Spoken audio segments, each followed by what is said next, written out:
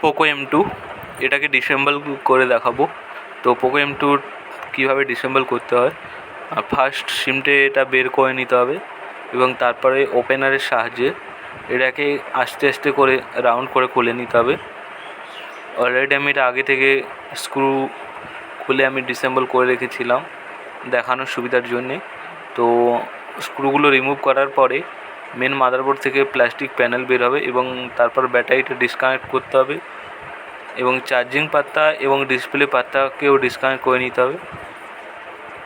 এটা হচ্ছে charging flakes, আর এটা হচ্ছে মেন অ্যান্টিনা, নেটওয়ার্ক অ্যান্টিনা। এটা হচ্ছে নেটওয়ার্ক অ্যান্টিনা। এটা স্পিকার রয়েছে, এটা ফিঙ্গার প্যানেল রয়েছে ওটা।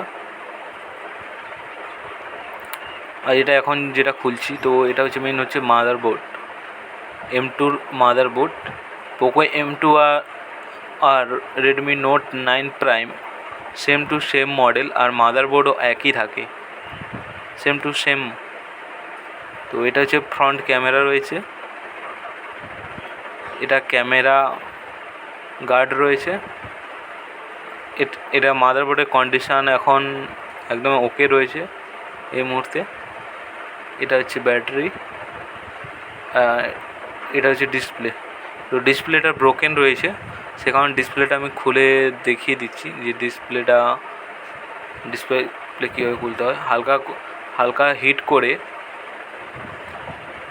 ডিসপ্লেটা কেটে নিতে হবে এবং অল্প স্ক্যানার দিয়ে করে